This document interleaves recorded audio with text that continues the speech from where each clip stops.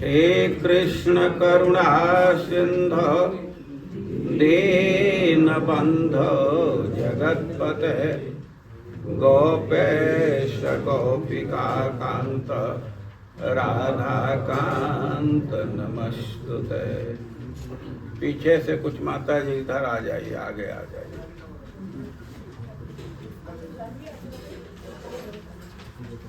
जयतां सुरतोर्पंग मम मंदमतिर्गति मत सर्वस्वपदाम्भोज राधा मदन मोहनौ। तप्त कांचन गौरांगी राधे वृंदावनेश्वरी वृषभानुसुते देवी प्रणमामि हरि प्रिय। नमो महावदान्याय कृष्ण प्रेम प्रदायते कृष्णाय कृष्ण चैतन्य नाम्ने गौरतिसे नमः। श्री चैतन्य मनोभीष्टं स्थापितं येन भूतले स्वयं रूप कदा मह्यं ददाति स्वपदान्तिकम्।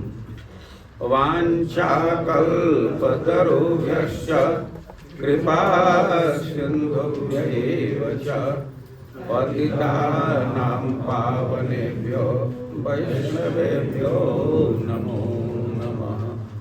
जय श्री कृष्ण चैतन्य प्रभो नित्यानंद श्री अद्वैत गदाधर श्रीवासादि गौर भक्तवृंद। हरे कृष्णा कृष्णा कृष्णा हरे हरे हरे राम राम राम हरे हरे। हम लोग आवृत्ति करेंगे चैतन्य चरितामृत के मध्य लीला के दूसरे अध्याय का 36 नंबर का श्लोक। चैतन्य चरितामृत मध्य लीला अध्याय 2 श्लोक 36। ओम नमो भगवते वासुदेवाय। ओम नमो भगवते वासुदेवाय। ओम नमो भगवते वासुदेवाय। ओम नमो भगवते वासुदेवाय। ओम नमो भगवते वासुदेवाय। ओम नमो भगवते वासुदेवाय। यदा यातः दैवात् मधुरिपुः असौ लोचनपथं तदा अस्माकं चेतः मदनहतकेन आहृतम् अभूत्। पुनः यस्मिन् एषः क्षणम् अपि दृशः ऐति पदवीं विधास्यामः तस्मिन् अखिलघटिकाः रत्नखचिताः। ध्यान से सुनेंगे तब बोल पाएंगे श्लोक को। यदा यातो दैवान् मधुरिपुरसौ लोचनपथं यदा यातो दैवान् मधुरिपुरसौ लोचनपथं तदस्माकं चेतो तदस्माकं चेतो मदनहतकेन तदस्माकं चेतो मदनहतकेन आहृतमभूत् पुनर्जस्मिन्नेषक्षणमपि दृशोरेति पदवीं विधास्यामस्तस्मिन्नखिलघटिका रत्नखचितः यदा यातो दैवान् मधुरिपुरसौलोचनपथम्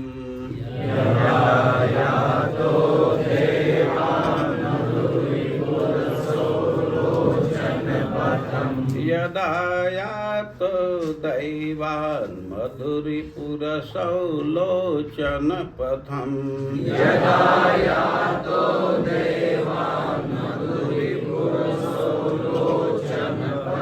तदास्माकं चेतो मदनहतकेनाहृतमभूत्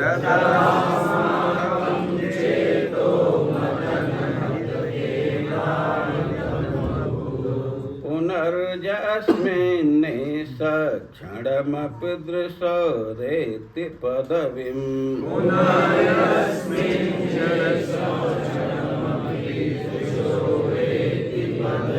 विधास्यामस्तस्मिन्नखिलघटिका रत्नखचिता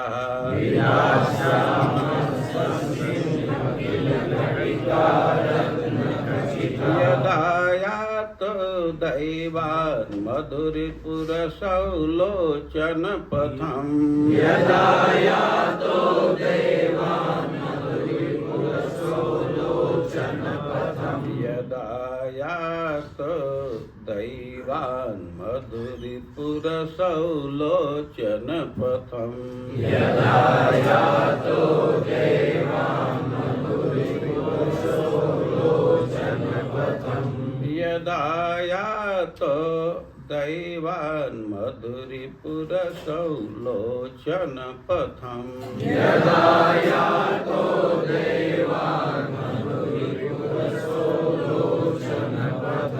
तदस्माकं चेतो मदनहतकेनाहृतमभूत्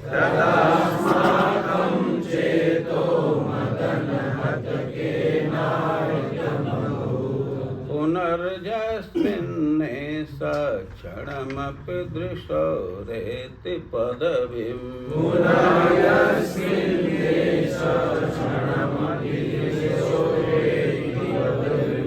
विधास्यामस्तस्मिन्नखिलघटिका रत्नखचिता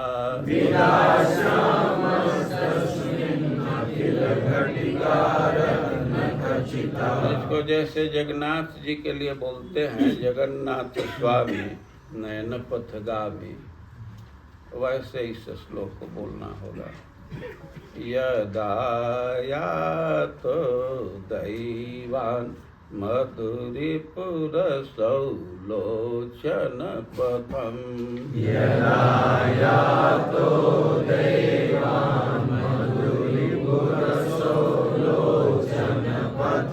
तदास्माकं चेतो मदनहतकेनाहृतमभूत्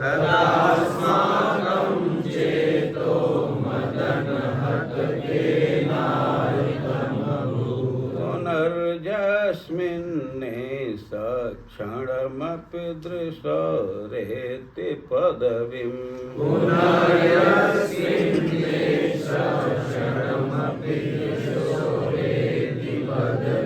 विधास्यामस्तस्मिन्नखिलघटिका रत्नखचिता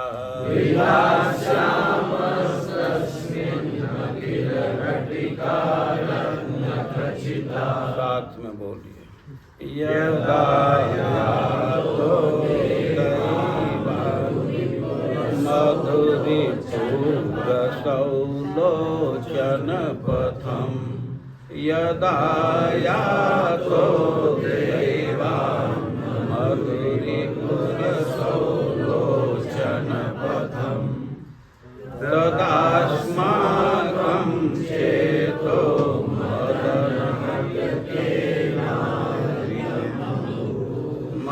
मदन हत के नारितमभूत।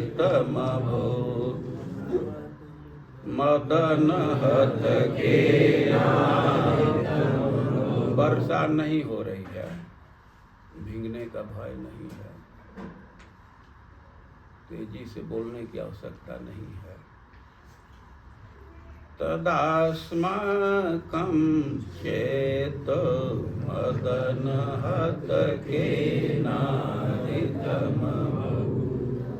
तदास्माकं चेतो मदन हत के नारितमभूत। धीरे से बोलने में कोई कठिनाई है? जल्दी से बोलकर कहाँ जाना चाहते हैं? यदा यातो दैवान् मधुरिपुरसौलोचन पथम्। यदा यातो दैवान् मधुरिपुरसौलोचन पथम्। तदास्माकं चेतो मदन हत के नारितमभूत। तदास्माकं चेतो मदन हत के नारितमभूत। पुनर्जस्मिन्नेष क्षणमपि दृशो रेति पदवीम्। पुनर्जस्मिन्नेष क्षणमपि दृशो रेति पदवीम्। विधास्यामस्तस्मिन्नखिल घटिका रत्नखचिता।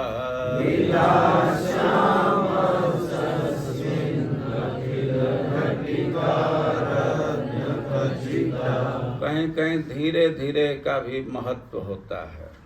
स्लो साइकिल रेस भी होता है ना, उसमें जितना धीरे चलाएंगे तो उतना बड़ा रिवार्ड मिल जाएगा, अवार्ड मिलेगा। यदा यातो दैवान् मधुरिपुरसौलोचन पथम्।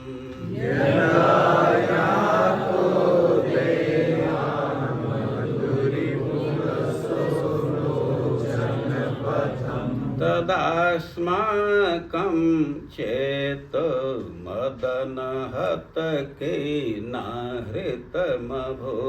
तदास्माकं चेतो मदन हत के नारितमभूत। पुनर्जस्मिन्नेष क्षणमपि दृशो रेति पदवीम्।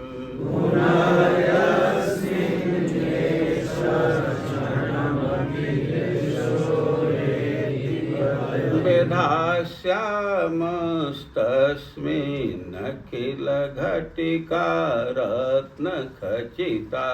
विधास्यामस्तस्मिन्नखिल घटिका रत्नखचिता। यदा जब यातः प्रवेश करना दैवात् अचानक मधुरिपु मधु दैत्य के शत्रु असौ वे लोचन पथम नेत्रों के मार्ग में तदा उस समय अस्माकं हमारी चेतना मदन हतकेन दुष्ट कामदेव से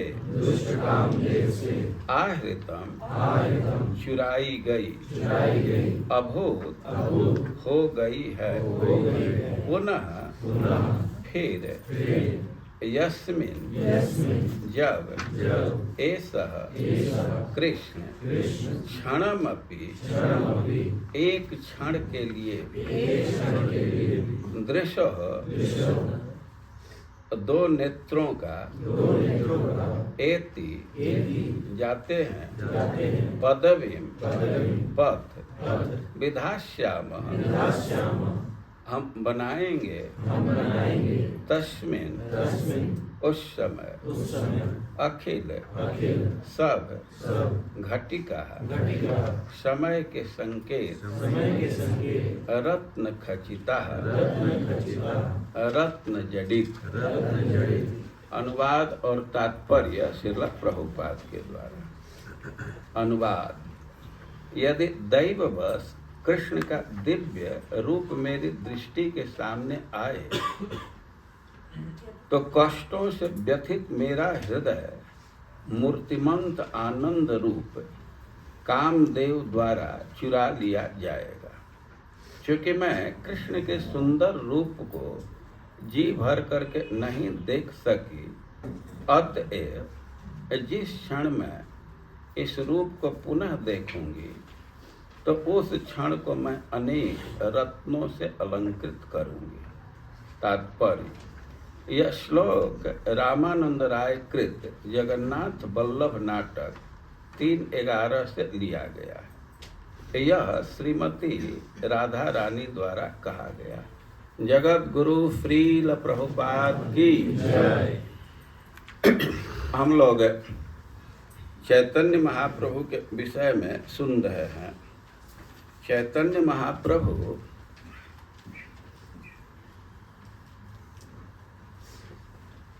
अंतिम के 12 वर्षों में निरंतर राधा रानी के भाव में आविष्ट थे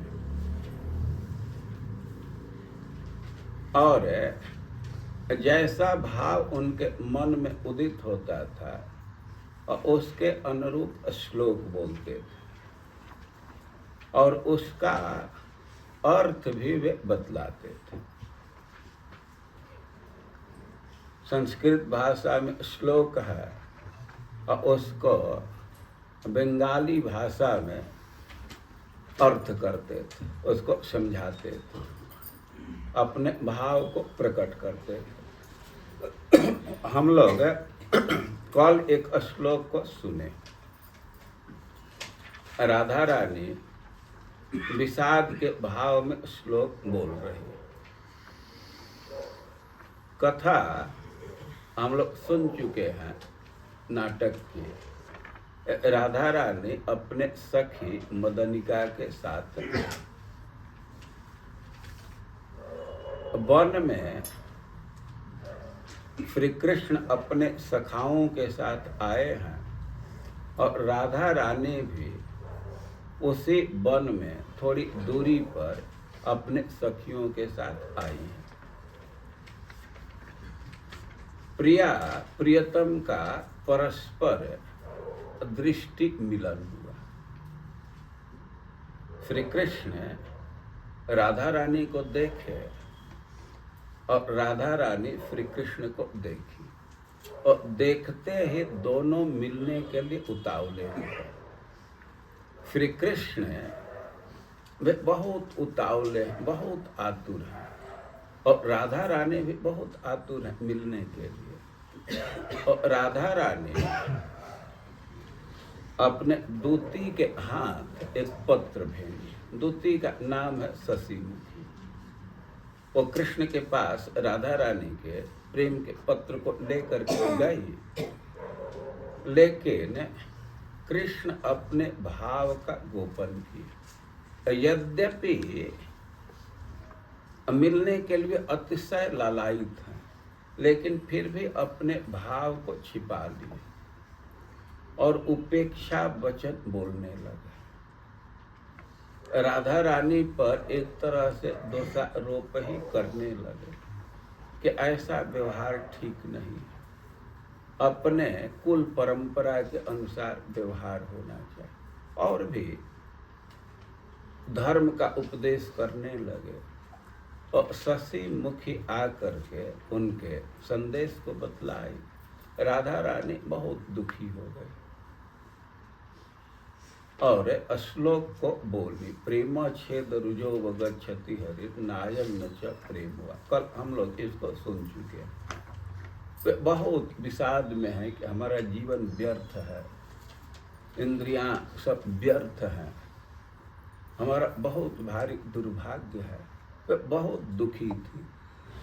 उनके दुख को देख करके उनकी सखी मदनिका कहने लगी कि अरे सखी थोड़ा देखो, ये जो भौरी हैं, भ्रमरिया हैं, इनके व्यवहार को देखो। ये केतकी पुष्प के सुगंध से आकृष्ट हो जाती हैं। ये केतकी पुष्प देखने में सुंदर है, इसमें गंध भी है, लेकिन भ्रमरियाँ जब पुष्प पर जाती हैं तो वहाँ कोई मधु नहीं है, रस नहीं है, तो तुरंत उसका त्याग कर देती हैं। और तुमको यह अनुभव हो रहा है कि कृष्ण के रूप से आकृष्ट हुई, उनके हाव भाव से आकृष्ट हुई, लेकिन जब तुमको पता चल गया कि कृष्ण में प्रेम नहीं है तो तुम क्यों उनके पीछे, उनका त्याग क्यों नहीं कर देती हो? भ्रमरियों से क्यों नहीं शिक्षा ले रही हो? और राधा रानी सहमत हो गई, ठीक है हम कृष्ण का त्याग कर देती। लेकिन अब ऐसा बोलते हुए थर थर थर थर कांपने लगी।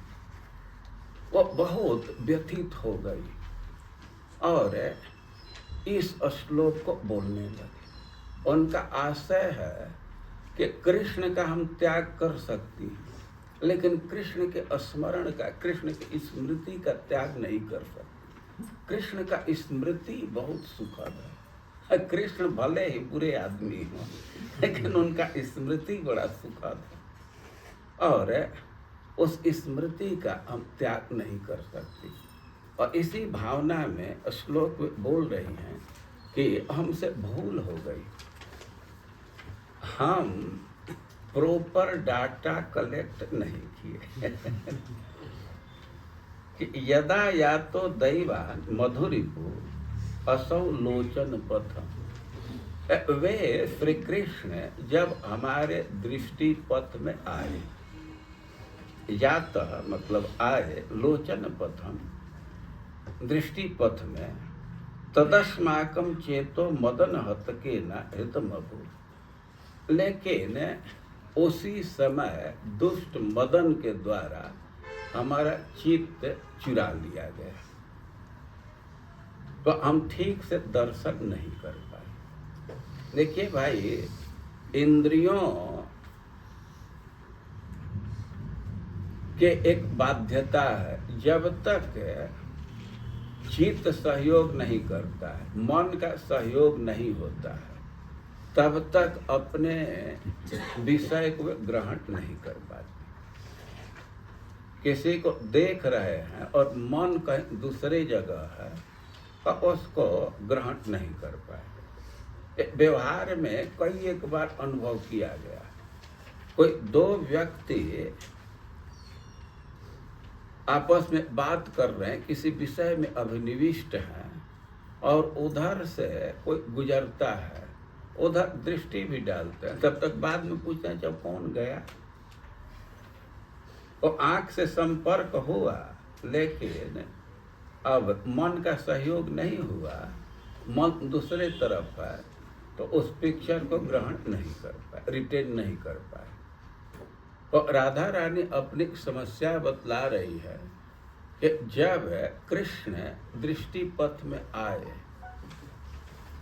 और उसी समय ये दुष्ट मदन हमारे चित्त को चुरा लिया, तो हम ठीक से कृष्ण को देख नहीं, चित्त पर अच्छा छवि अंकित नहीं हो पाया, ठीक पिक्चर प्रिंट नहीं हो पाए, हमसे भूल हो गई।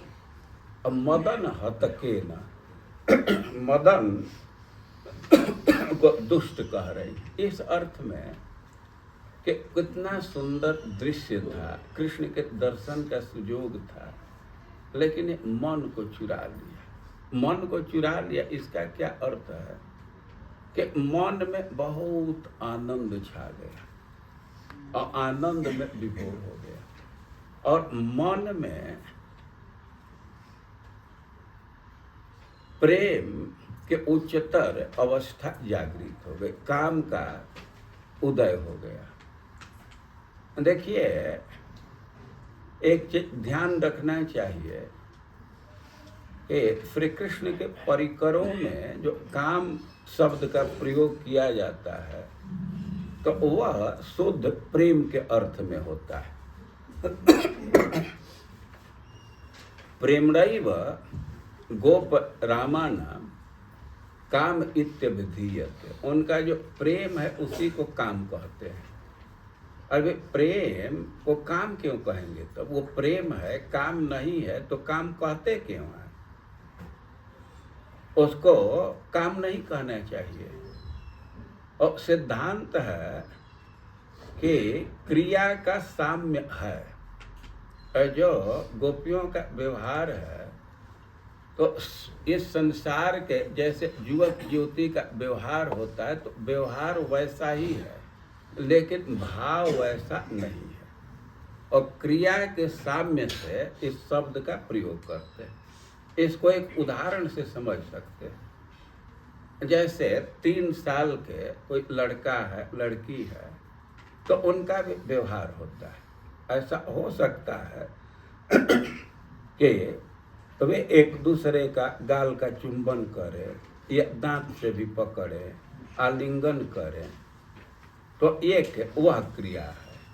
और वही क्रिया कोई 18 साल का, 20 साल का लड़का लड़की कर रहे हैं तो क्रिया एक है, लेकिन भाव में बहुत भारी अंतर है। दोनों को एक नहीं कह सकते ना। तो वैसे ही ये प्रिया प्रियतम का व्यवहार है, गोपियों का श्री कृष्ण के साथ व्यवहार है। और क्रिया में तो ठीक संसार के युवक युवती का व्यवहार है वैसा ही होता है, लेकिन भाव वैसा नहीं होता। भाव बिल्कुल अलग होता है। अब गोपियों का क्या भाव होता है इसको तो कल्पना करना कठिन है, लेकिन एक आभास ले सकते हैं। जैसे ठाकुर जी के आरती का प्लेट आप धोते हैं और कभी भूल करके मन में आता है किसी में मैं भोजन करूंगा, बर्तन धो रहे हैं, अपना थाली जैसे धोते हैं उससे अधिक ध्यान से और रुचि से बर्तन को धो रहे हैं, लेकिन उस बर्तन के उपयोग करने का कभी भावना नहीं आता। और गोपियां अपने शरीर को खूब सजाती हैं, लेकिन कृष्ण के पूजा के उपकरण के रूप में, उनके संतुष्टि के उपकरण के रूप में। ये बर्तन के उदाहरण से, आरती प्लेट के उदाहरण से कुछ कुछ आप अनुमान कर सकते हैं। जो व्यवहार है तो संसार के व्यवहार जैसा है, तो इस व्यवहार को देख करके, चेष्टा को देख करके, क्रिया के साम्यता को देख करके काम शब्द का प्रयोग किया जाता है। और राधा रानी कह रही हैं कि मदकेन मदयति हर्षयति इति मदन। मदन का क्या अर्थ है? जो हर्ष उत्पन्न कर दे। और कृष्ण के दर्शन से इतना आनंद हुआ, हर्ष से चित्त भर गया कि उसी में चित्त अभिनिविष्ट हो गया। एक चीज। और मदन का अर्थ काम होता है, और हृदय में कामना जग गई कृष्ण को आलिंगन करने की, चुंबन करने की। अब उधर ध्यान चला गया तो हम ठीक से कृष्ण को देख नहीं पाए। और पुनर् जस्मिनेव क्षणमपि दृष्टो रेति पदवी। यदि संजोग से फिर से कोई ऐसा क्षण आ गया कि हमारे दृष्टि पथ में कृष्ण आते हैं, और विधाश्यामस तस्मिन् नखिल घटिका रत्न खचिता, और एक एक क्षण को सोने से मढ़ दूंगी, रत्न से मढ़ दूंगी। ये साहित्य की भाषा है, मतलब एक एक क्षण का उपयोग कृष्ण को देखने में करूंगी कि खूब अच्छा चित्र हृदय पर अंकित हो जाए, क्योंकि उनके स्मरण में बहुत आनंद आ रहा है। स्मरण का मैं त्याग नहीं कर सकता। तो यही राधा रानी बोल रही है। अब फिर से इस श्लोक को बोलिए। यदा या पीछे से बोलिएगा। यदा यातो दैवान् मधुरिपुरसौ लोचन पथम् यदा यातो देवान् मधुरिपुरसौ लोचन पथम्। अब ठीक स्पीड पकड़ लिए। यदा यातो दैवान् मधुरिपुरसौ लोचन पथम् यदा यातो देवान् मधुरिपुरसौ लोचन पथम् तदास्माकं चेतो मदनहतकेनाहृतमभूत् तदास्माकं चेतो मदनहतकेनाहृतमभूत् पुनर्जस्मिन्नेष क्षणमपि दृशो रेति पदवीम्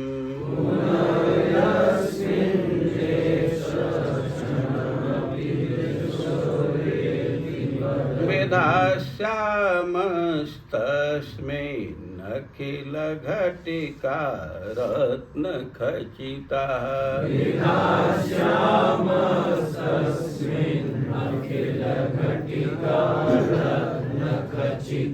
और चैतन्य महाप्रभु राधा रानी के द्वारा बोले गए श्लोक को बोल रहे हैं, अब उसका अर्थ कर रहे हैं। जे काले व स्वपने देखिनु बंसी बदने सेई काले आइला दुई बैरी। के जिस समय प्रत्यक्ष या लगता है कि स्वप्न में मैं बंसी बदन श्री कृष्ण को दर्शन किया, लेकिन उसी समय दो शत्रु आ गए। और ध्यान रखना चाहिए कि चैतन्य महाप्रभु मूर्छा के अवस्था में और उसी समय बंसी ध्वनि सुनाई दे रही, कृष्ण का दर्शन हो रहा है। उनकी भावना है कि रास में प्रवेश कर गए, गोपी की भावना में आविष्ट है। और कह रहे हैं कि जे काले व स्वपन, अब मूर्छा में देखे थे और उनको भ्रम हो रहा है कि सपना में देखे कि प्रत्यक्ष देखे। और एक चीज और समझना चाहिए कि दिव्योन्माद की स्थिति में है, तो दिव्योन्माद का लक्षण ही यह है कि भ्रम छाया रहता है, कई एक प्रकार का भ्रम। इतना भ्रम होता है कि कभी कभी राधा रानी अपने को ललिता समझ जाती और राधा रानी को समझाने लगती।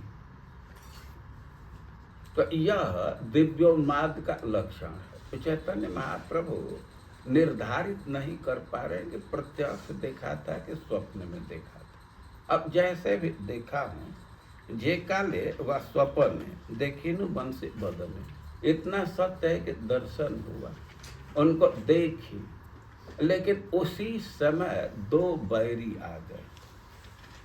वे कौन कौन दो बैरी हैं? आनंद आर मदन, हरि नील मोरम, देखे तेन पाइनु नेत्र भरी। चित्त में आनंद छा गया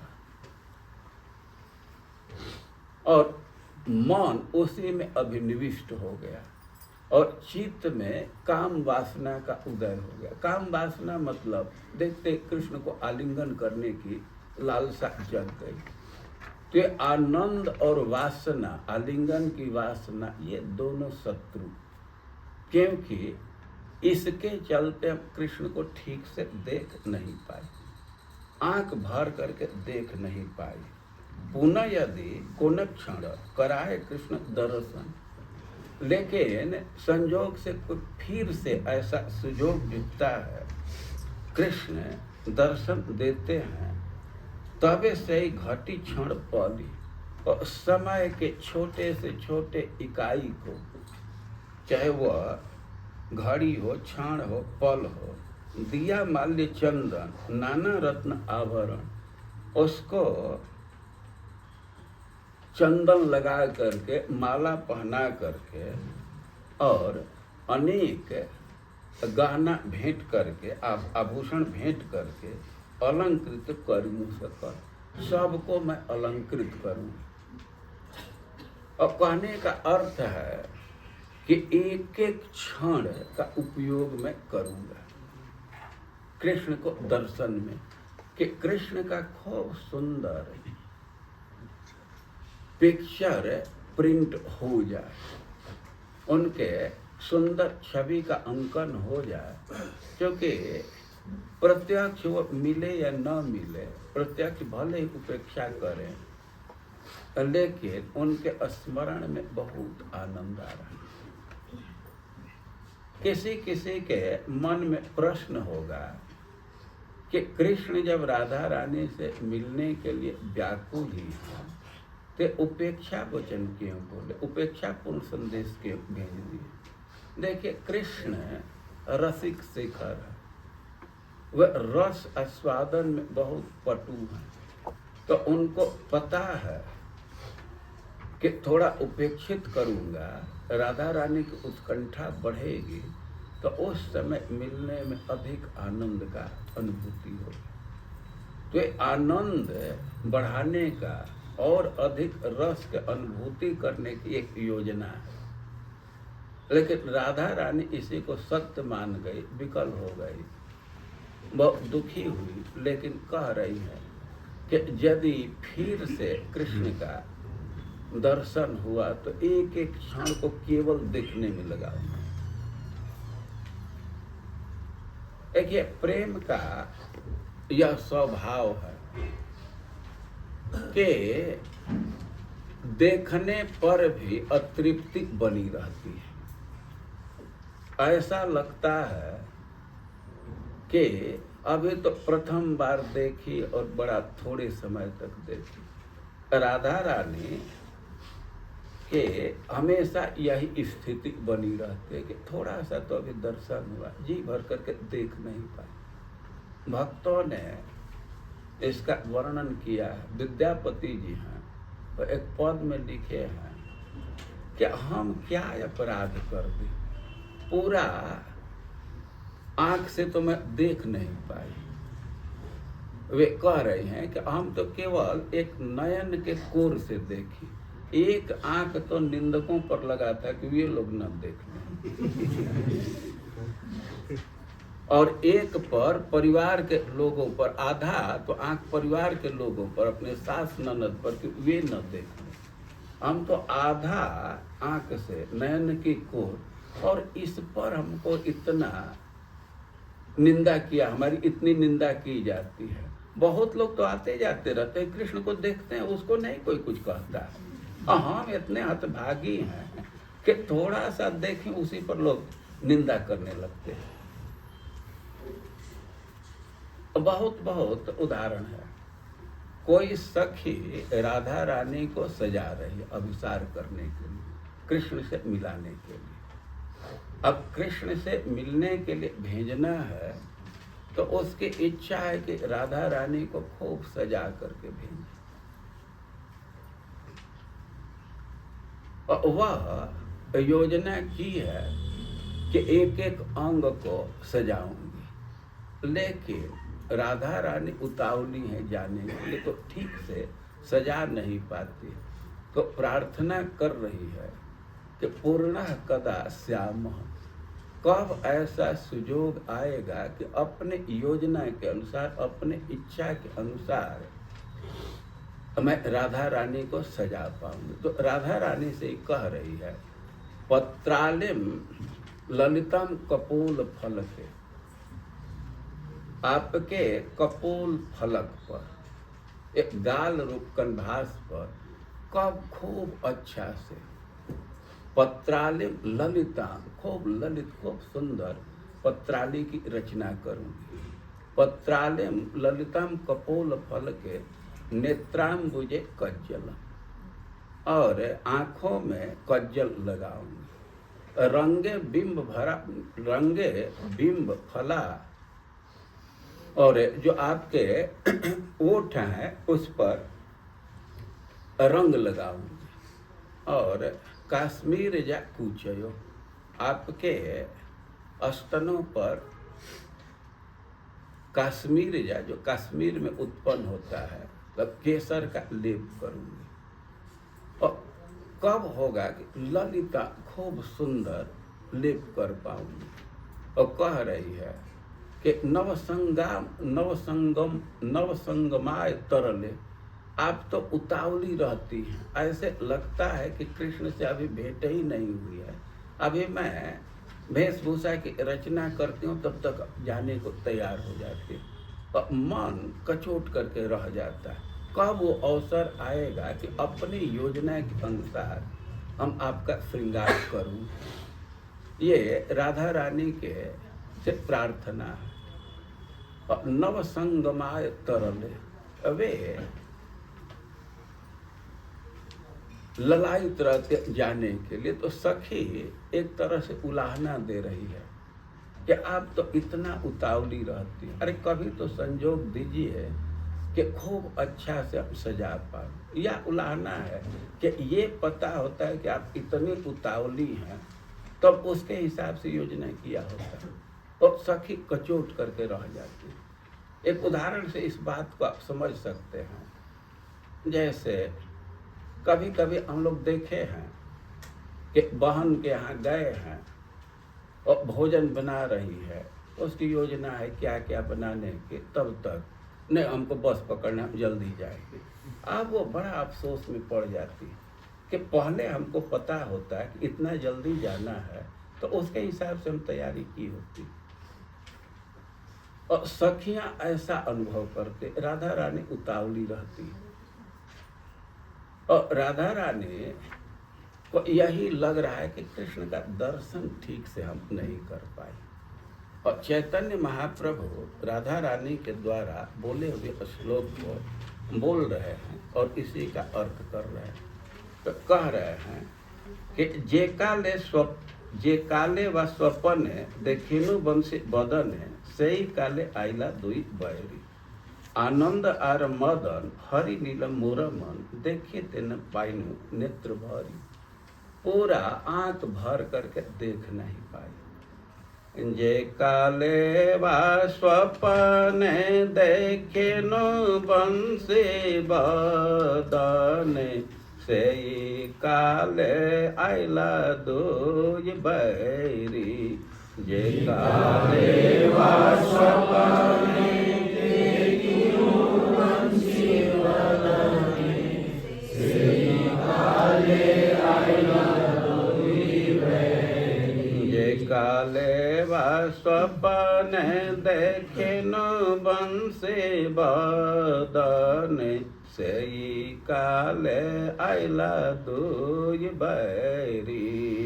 जे काले वा स्वपने देखिनु बंसी बदने, सेई काले आइला दुई बैरी। जे काले वा स्वपने देखिनु बंसी बदने, सेई काले आइला दुई बैरी।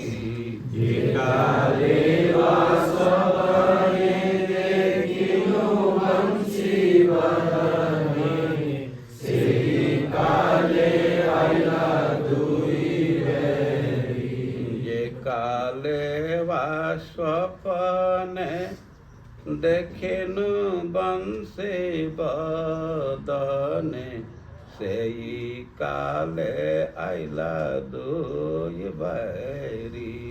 जे काले वा स्वपने देखिनु बंसी बदने, सेई काले आइला दुई बैरी। जे काले वा स्वपने देखिनु बंसी बदने, सेई काले आइला दुई बैरी। जे काले वा स्वपने देखिनु बंसी बदने,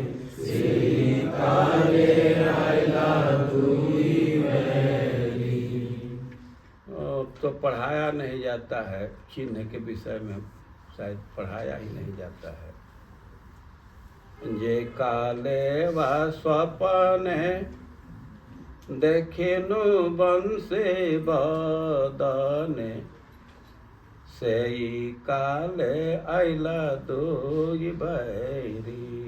जे काले व स्वपने देखिनु बंसी बदने, सेई काले आइला दुई बैरी। जे काले व स्वपने देखिनु बंसी बदने, सेई काले आइला दुई बैरी। जे काले व स्वपने देखिनु बंसी बदने, सेई काले आइला दुई बैरी। और कथा में सुने ना कि राधा रानी कांपती हुई बोल रही है, बहुत भयभीत हो गई है, बहुत उत्साह में नहीं है।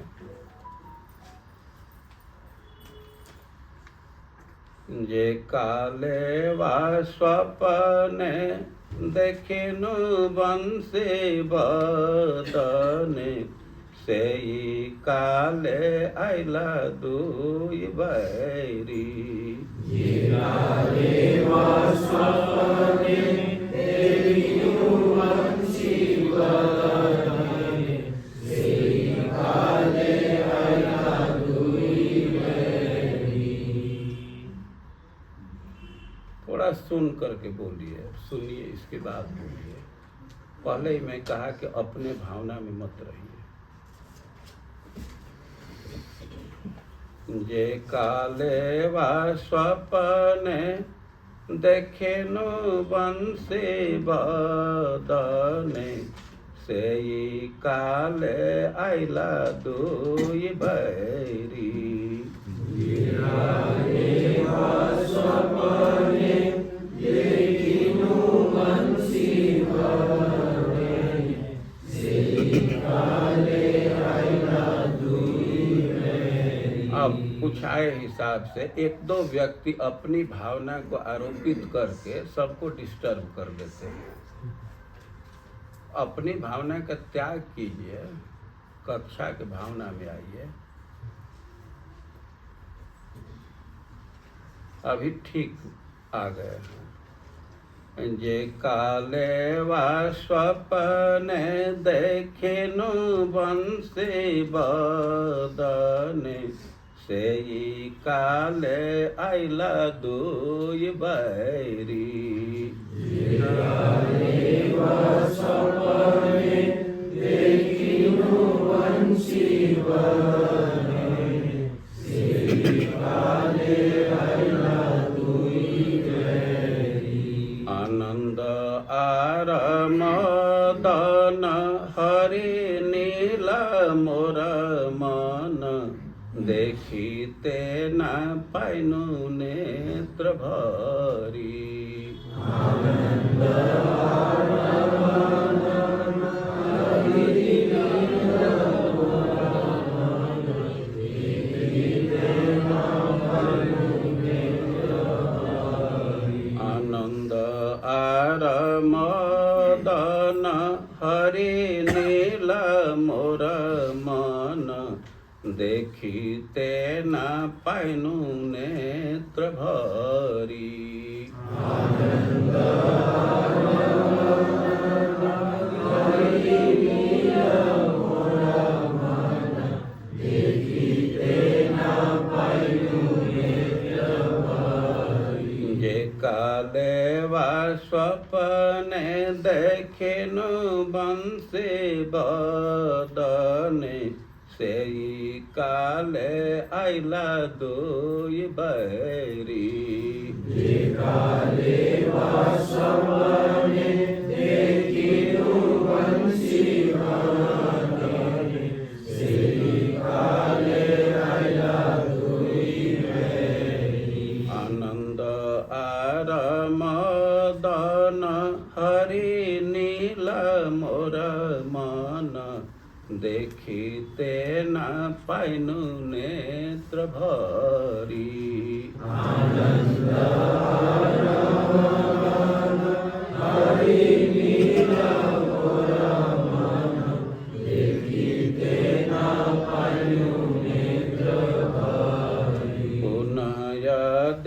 कोन क्षण कराय कृष्ण दर्शन, तबे से ये घटे क्षण पल।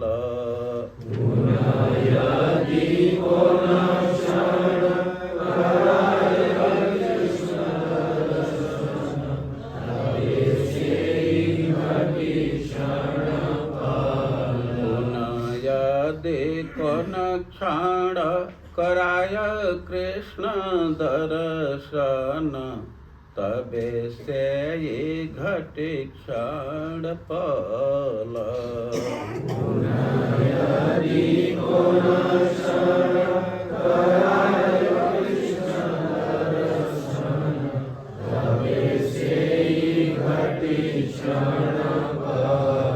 दिया माल्य चंदन नाना रत्न आभरण, अलंकृत करी मूसकल। दिया माल्य चंदन नाना रत्न आभरण, अलंकृत करी मूसकल। दिया माल्य चंदन नाना रत्न आभरण, अलंकृत करी मूसकल। दिया माल्य चंदन नाना रत्न आभरण, अलंकृत करी मूसकल। क्षणे बाह्य हैल मन आगे देखे दुई जन, तारे पूछे अमीना चैतन्य। क्षणे बाह्य हैल मन आगे देखे दुई जन, तारे पूछे अमीना चैतन्य। स्वप्न प्राय के देखेनु किवा आमी प्रलापिनु, तुमरा के छो सुनिया छ दैन्य। स्वप्न प्राय की देखिनु किवा आमी प्रलापिनु, तुमरा के छो सुनिया छ दैन्य। सुन मोर प्राणेर बांधव, सुन मोर प्राणेर सुन मोर प्राणेर बांधव।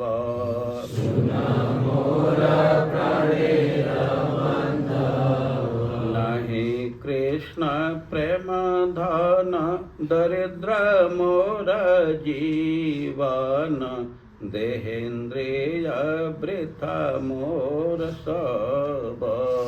नहीं कृष्ण प्रेम धन दरिद्र मोर जीवन, देहेन्द्रिय वृथा मोर सब। पुनः कहे हाय हाय सुन स्वरूप राम राय, एई मोर हृदय निश्चय। पुनः कहे हाय हाय सुन स्वरूप राम राय, एई मोर हृदय निश्चय। सुनि करह विचार हय नय कह सार, एत बलि श्लोक उच्चारय।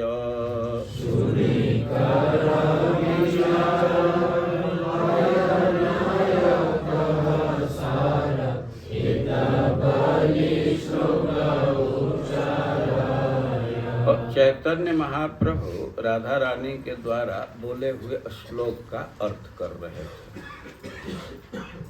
थे। इस बार यदि कृष्ण के दर्शन का सुयोग मिला तो एक एक क्षण का देखने में उपयोग करूंगी। तो ऐसे बोल रहे थे तो क्षणे बाह्य हैल मन। चैतन्य महाप्रभु तो मूर्छा के अवस्था में थे, उनकी स्थिति पूर्ण रूप से अंतर्मुखी थी, लेकिन थोड़े देर के बाद उनकी वृत्ति बाह्य हुई। अब बाह्य वृत्ति आई तो आगे देखे दुई जन, वे श्लोक बोल रहे थे, अर्थ कर रहे थे, और उनको तो यह भावना थी कि हम गोपियों के साथ मदनिका सखी के साथ हैं, लेकिन उनकी वृत्ति बाह्य हुई तो देखे कि हमारे सामने तो राय रमानंद और स्वरूप दामोदर हैं। तो उनसे पूछने लगे कि आमीना चैतन्य, मैं जगा नहीं था क्या? वे उनसे प्रश्न करें, मैं जगा नहीं था, स्वप्न प्राय की देखी, हम तो कुछ सपना जैसा देखा, किवा आमी प्रलाप हुई, और लग रहा है कि मैं कुछ प्रलाप भी किया, कुछ बोला भी। तुम्हारा किच सुनिया चिद्दायने, आप लोग कुछ हमारी बात सुने। अब फिर राय रमानंद और स्वरूप दामोदर से कहने लगे, सुन मोरा प्राणेर बांधव, हे प्राण बंधु सुनिए। जब राधा रानी के भाव में है, अंतर्मुखी दशा में है, और उस समय सखी संबोधन कर रहे हैं। अब वृत्ति बाह्य हुई है तो प्राणेर बांधव, हे प्राण बंधु, ऐसा संबोधन कर रहे हैं कि मैं क्या सपना जैसा कुछ देखा, कुछ बोला, आप लोग भी कुछ सुने क्या? और फिर कह रहे हैं कि सुन मोर प्राणेर बांधव, नाही कृष्ण प्रेम धन। अवे अब अपनी बात को छिपा रहे हैं, कह रहे हैं कि हम में तो कृष्ण का प्रेम रूप धन है नहीं, हमारे पास कृष्ण प्रेम धन नहीं है। दरिद्र मोर जीवन, हमारा जीवन तो बिल्कुल दरिद्र है। देहेंद्रिय वृथा मोर सब, हमारा देह इंद्रिय मन सब वृथा गया। और पुनः कहे, हाय हाय सुन स्वरूप राम राय, यही मोरा हृदय निश्चय। और कह रहे उनको संबोधित करके राय रमानंद और स्वरूप दामोदर को कह रहे हैं कि हमारा हृदय के जो विचार है निश्चय उसको सुनिए, और सुनी करह विचार है नय कह सार, एत बलि श्लोक उच्चार। और श्लोक हमारे विचार को सुन करके इस पर कुछ अपना कमेंट कीजिए, ये ठीक है नहीं है, ऐसा कुछ अपना विचार दीजिए। और वे फिर से एक श्लोक बोलने लगे।